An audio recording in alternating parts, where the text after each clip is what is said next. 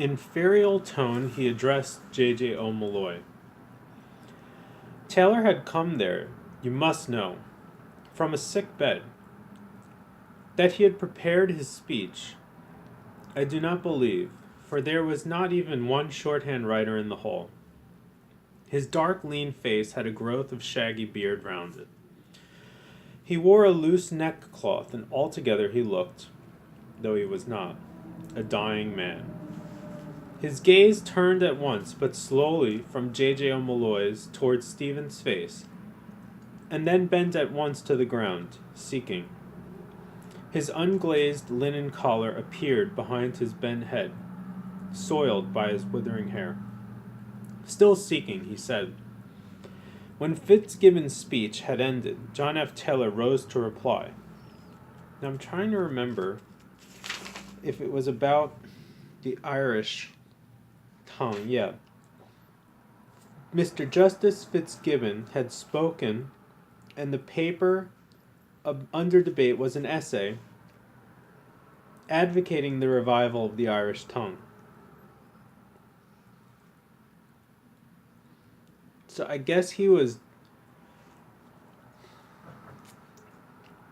the present Lord Justice of Appeal had spoken.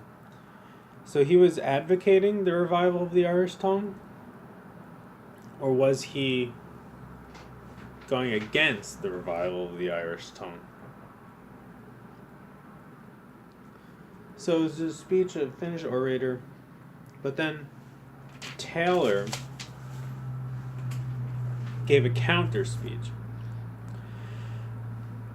When Fitzgibbon's speech had ended, John F. Taylor rose to reply briefly, as well as I can bring them to mind. His words were these. He raised his head firmly. His eyes bethought themselves once more. Witless shellfish swam in the gross lenses to and fro, seeking outlet. It's such a great line. He began, Mr. Chairman, ladies and gentlemen, great was my admiration in listening to the remarks addressed to the youth of Ireland a moment since by my learned friend. So maybe he was advocating against the revival of the Irish. He was debating it. It seemed to me that I had been transported into a country far away from this country, into an age remote from this age, that I stood in ancient Egypt, and that I was listening to the speech of some high priest of that land addressed to the youthful Moses. So these are they're trying to say the guy was probably going against the revival of the Irish tongue. He was probably conservative and was saying, no, you shouldn't revive the Irish tongue. Fitzgibbon, I mean. His listeners held their cigarettes poised to hear, their smokes ascending in frail stalks that flowered with his speech, and let our crooked smokes, noble words coming. Look out, could you try your hand at it yourself? And it seemed to me that I heard the voice of that Egyptian high priest, raised in a tone of like haughtiness and like pride. And it seemed to me that I heard the voice of that Egyptian high priest, raised in a tone of like haughtiness and like pride. I heard his words, and their meaning was revealed to me. From the fathers, it was revealed to me that those things are good, which yet are corrupted, which neither, if they were supremely good, nor unless they were good, could be corrupted. That's such a mouthful. It was revealed to me that those things are good, which yet are corrupted. Which yet are corrupted. Those things are good, which yet can be corrupted, could be corrupted. Those things are good, which yet are corrupted, which neither, if they were supremely good, nor unless they were good, could be corrupted. I have to think about that. Cursey. That's St. Augustine. Why will you Jews not accept our culture, our religion, and our language? Right. Because so Taylor is playing the part of, he's mocking Fitzgibbon. Fitzgibbon is the one saying, why do you Jews not accept our language? Probably the English language, They were arguing for the Irish tongue revival. So he's, the conservative saying, you are a tribe of nomad herdsmen. We are a mighty people. You have no cities, nor no wealth. Our cities are hives of humanity, and our galleys, Tyrium and Quadrine, laden with all manner of merchandise, furrow the waters of the known globe. You have but emerged from primitive conditions. We have a literature, a priesthood, an age-long history, and a polity. Nile, child, man, effigy. By the Nile bank, the babe Maries kneel, cradle of bulrushes, a man supple and common, stone-horned, stone-bearded, heart of stone. And he continues, tailors, mocking, Fitzgibbon. You pray to a local and obscure idol. Our temples, majestic and mysterious, are the abodes of Isis and Osiris, of Horus and Amun-Ra. Yours serfdom, awe, and humbleness. Ours thunder and the seas. Israel's weak, and few are her children. Egypt is a host, and terrible are her arms. Vagrants and day laborers are you called. The world trembles at our name. A dumb belch of hunger cleft his speech. He lifted his voice above it boldly. But, ladies and gentlemen, had the youthful Moses listened to and accepted that view of life, meaning the conservative saying, keep your English language, don't revive the Irish language, had he bowed his head and bowed his will and bowed his spirit before that arrogant admonition, he would never have brought the chosen people out of their house of bondage, nor followed the pillar of the cloud by day. He would never have spoken with the eternal amid lightings on Sinai's mountaintop, nor ever have come down with the light of inspiration shining in his countenance and bearing in his arms the tables of the law, graven in the language of the outlaw. He seized and looked at them, enjoying silence.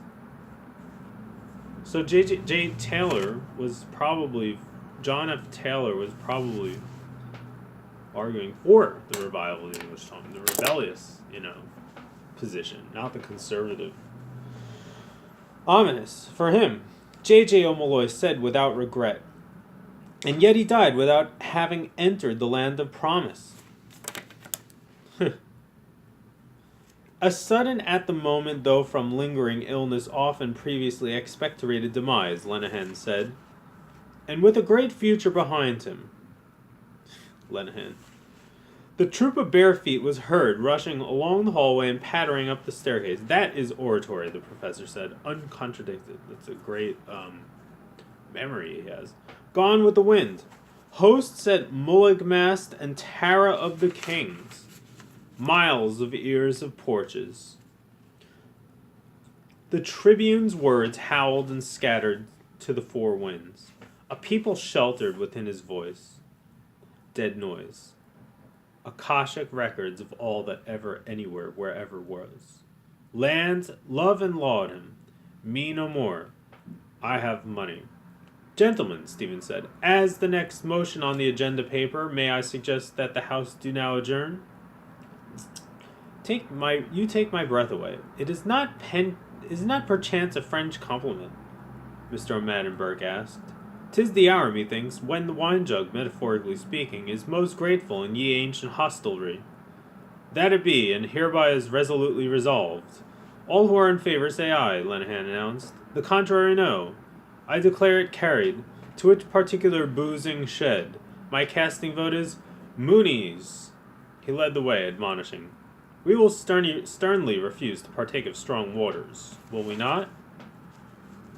Yes, we will not. By no matter of means. Mr. O'Madden Burke, following close, said with an ally's lunge of his umbrella, Lay on, Macduff.